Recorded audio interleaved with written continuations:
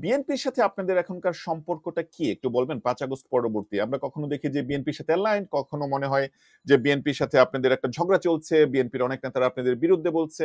আবার ডক্টর শফিক লন্ডনে গিয়ে তারেক রহমানের সাথে মিটিং করছেন। বিএনপির সাথে আপনাদের অফিসিয়াল রিলেশনটা এখন কি?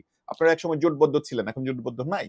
আন্ডারস্ট্যান্ডিংটা কি আসলে? আমরা শর্ট বলি, আমাদের কোনো ঝগড়া নাই।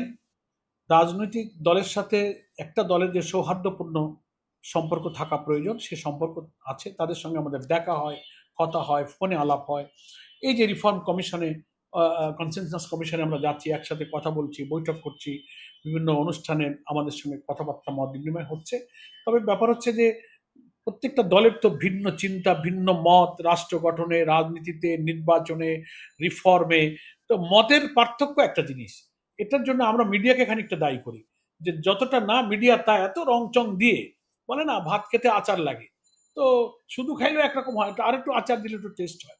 আমি আপনাকে একটা কথা বললাম, প্রশ্নের জবাব, ওইটাকে মিডিয়া এমন একটা শিরোনাম দিয়ে লাগাই দিল যে গোলাম পরোয়ার সাহেবকে উনি এই বলেছেন।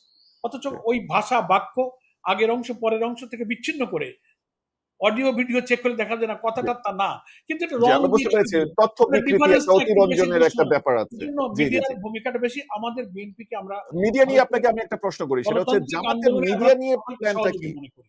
জামাতের মিডিয়া নিয়ে প্ল্যানটা কি আসলে? আমরা দেখেছি ৫ আগস্টের পরবর্তীতে যেই মিডিয়াগুলো আগে বিএনপির মিডিয়া বলে প্রচলিত ছিল, আরটিভি, বাংলা ভিশন, আরো অনেকগুলো জায়জাদিন থেকে, বিএনপি কিন্তু কোনোভাবে তার সেটার দখল বুঝে নিয়েছে, বিএনপি ঘরানার লোকজন।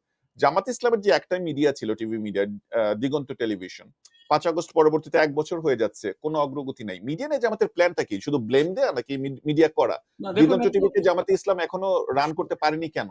না আপনাকে বলি, রিয়েল জিনিসটা হচ্ছে যে দলগতভাবে আমাদের কিন্তু কোনো মিডিয়া হাউস নাই, পয়লা সেটা আমরা কথা। জানি। না দলগতভাবে বিএনপিরও দিগন্ত কোনো মিডিয়া নাই। না দলগতভাবে দিনকাল ছাড়া দিগন্তটা বিএনপিরও কোনো যারা মিডিয়া নাই। করেছিলেন, দিগন্ত মিডিয়া কর্পোরেশন যারা করেছিলেন, ওখানে আমাদের সংগঠনের কিছু নেতৃবৃন্দ ছিলেন বলে লোকেরা ভাবতো যে ওটা জামাতের media. That is another things. এখন সেটা অনেকটা অর্থনৈতিক কারণে এই দিগন্ত মিডিয়া কর্পোরেশনের যিনি চেয়ারম্যান ছিলেন, শহীদ মীর কাসেম আলী, তার শাহাদাতের পর তার ম্যানেজমেন্ট পরিচালনায় একটা ক্রাইসিস তৈরি হয়েছে, ফিনান্সিয়াল ক্রাইসিস। তার শেয়ার, তার যে বিল্ডিং ভবনে ছিল, তার লজিস্টিক সাপোর্ট, তার মেশিনারি, আমরা অনুমতি পেয়েছি, আমরা চেষ্টা করছি, তাদেরকে বলেছি, আমরা বলতে তাদেরকে আমরা হেল্প করছি, যোগাযোগ রাখছি। মানে এখানে আপনি একটা কি জানেন বিরাট, যে আগামী ৬ মাস বা ১ বছরের মধ্যে সেটি আসবে কিনা?